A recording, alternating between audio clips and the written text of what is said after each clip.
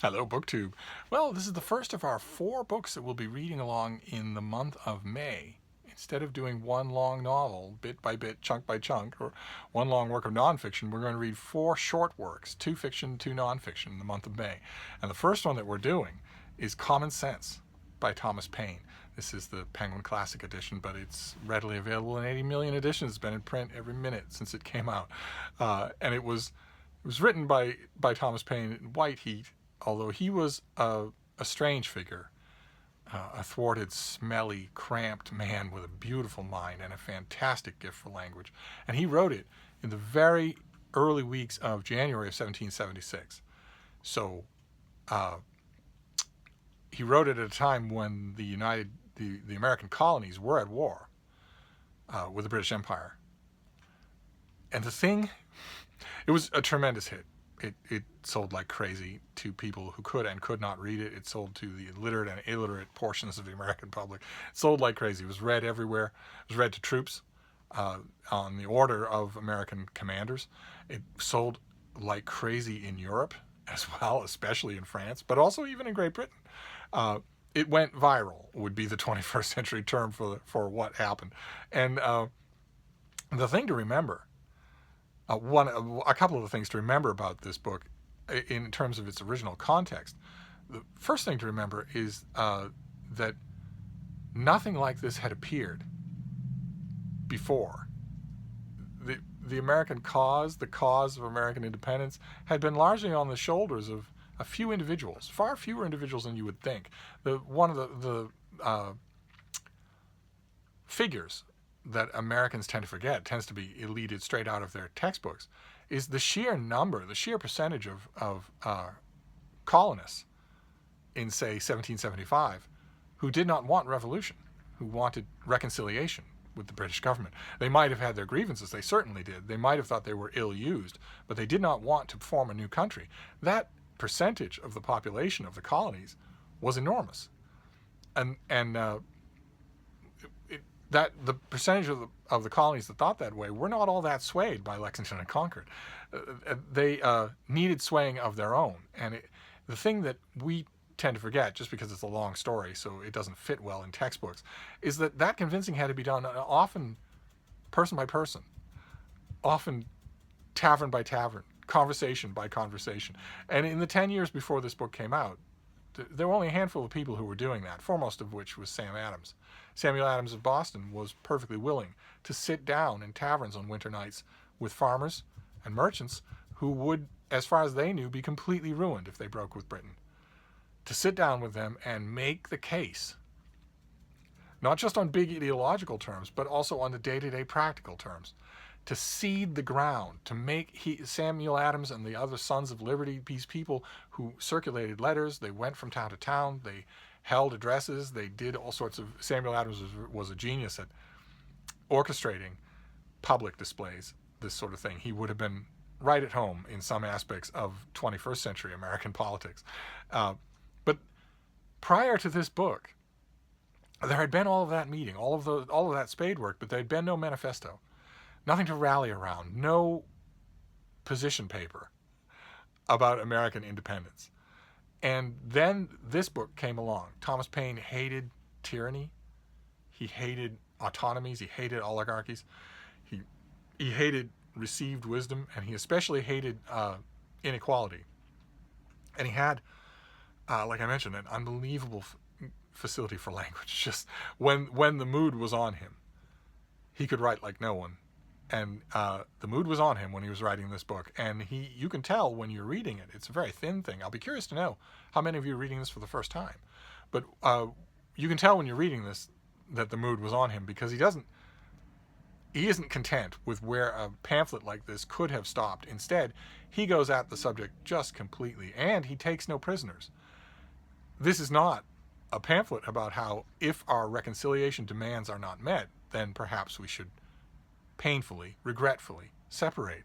Instead, he leaps over the fence in these pages, and in fiery, incredibly memorable prose, says that, of course, we will do nothing of the kind. Reconciliation is a vain hope. It's silly.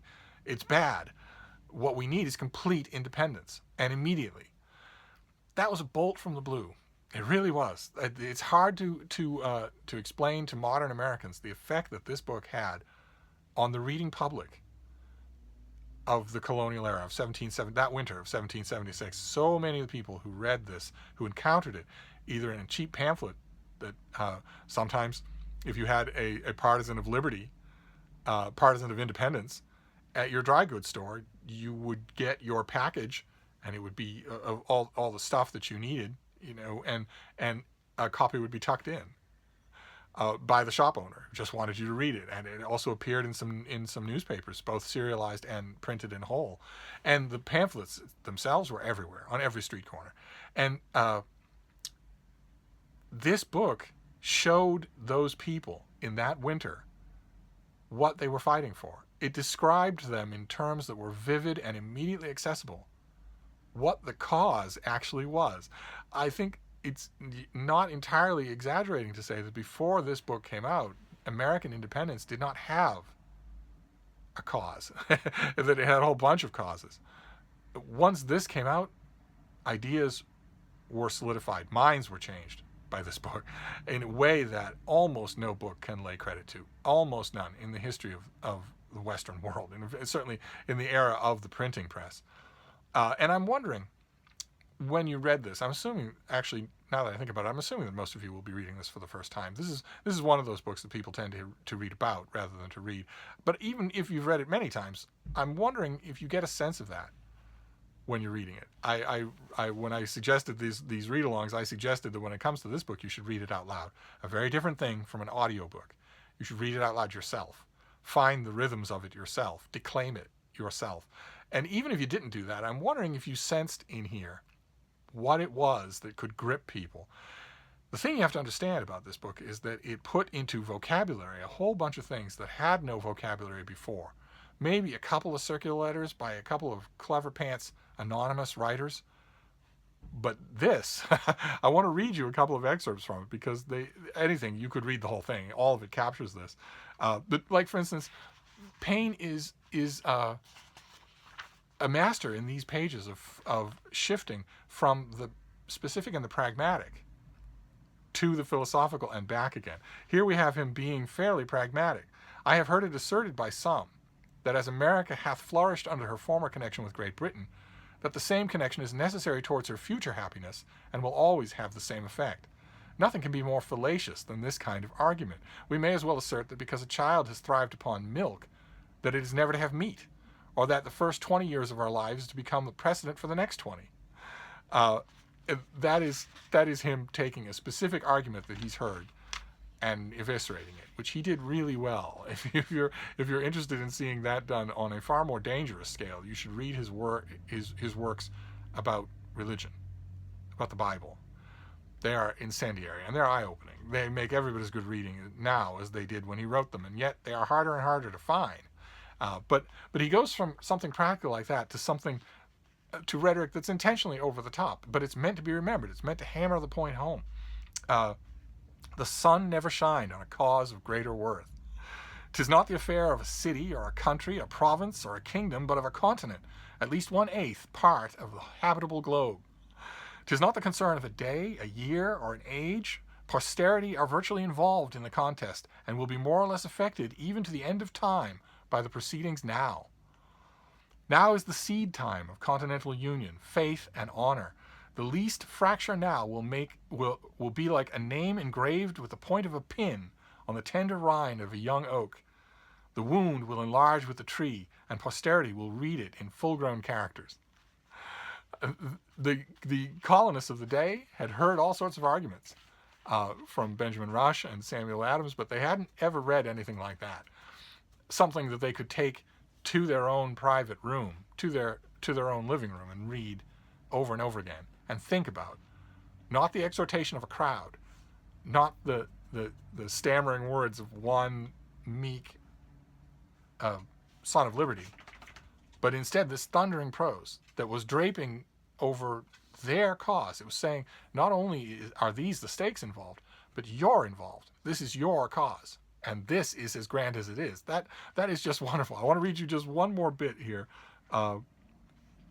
in which Paine cheerleads the country and rightfully so. A thing that the Wherryworts, that huge percentage of loyalists, always worried about was that separation would be impossible. You can hear some talk like this in the naysaying circles of independence movements that are currently running through the state of California here in America, where the naysayers are saying, well, it might sound good as a pie in the sky dream, but we could not support ourselves. We could not be self-sufficient. And Paine heard all sorts of those kinds of objections, and at one point in Common Sense, he addresses some of them. In almost every article of defense, we abound. Hemp flourishes even to rankness, so that we need not want cordage. That's for shipping. Our iron is superior to that of other countries. Our small arms equal to any in the world. Cannon we cast at pleasure. Saltpeter and gunpowder we are every day producing. Our knowledge is hourly improving. Resolution is our inherent character, and courage hath never forsaken us. Wherefore, what is it that we want? Why is it that we hesitate? From Britain we can expect nothing but ruin. If she is once admitted to the government of America again, this continent will not be worth living in. Jealousies will be always arising, insurrections will be constantly happening, and who will go forth to quell them? Who will venture his life to reduce his own countrymen to a foreign obedience? The difference between Pennsylvania and Connecticut respecting some unlocated lands shows the insignificance of a British government and fully proves that nothing but continental authority can regulate continental matters. There's an enormous amount of rhetorical skill in the way that shifts all around. He knew who he was addressing. He was addressing the people who were making that cordage, who were making that iron, who were making that gunpowder, and also the people who were involved in those territorial disputes, who knew perfectly well that the one way they would all get shafted is if England was involved. If it's Connecticut versus Pennsylvania, then there'll be a winner and there'll be a loser, but there will be a winner. Whereas if it's an overseer from across an ocean, then it's entirely possible that all parties will lose. Had many times happened that way. That passage and many other passages in here is aimed specifically at the frustration that so many Americans felt towards their colonial governors. That proved to be an Achilles heel, a weak spot, and there was no Achilles heel of British rule in America that Thomas Paine did not spot immediately. And they're all addressed in here. I had a thrill reading this again for this read along, and I want to know what you thought. And I'm perfectly happy to watch the conversation go in whatever direction that it goes in. But one question I definitely have is for those of you who aren't American, especially those of you who aren't American and who have never read this before. Did it change any of your views? What is your view? What have you been taught about the very beginning of American independence? I'd love to hear all that and whether or not you think this changes anything. But that's it. That is our read along for this week. We're going to do a short book every weekend. I don't quite off the top of my head remember what we picked next, what we picked for next weekend. I could check my original video, or maybe if one of you remembers, you could just put it in the comments field. I think that we're going fiction, or nonfiction, fiction, nonfiction, fiction. So I think the next one is The Sorrows of Young Werther by Goethe. I think that's true. If that is the case, then we'll move on straight to there. But I'll check and make sure, and I'll mention it in the information section of the video. So there you go. Tell me everything that you thought about Common Sense, and we'll move on to our next short masterpiece next weekend. Thank you, BookTube.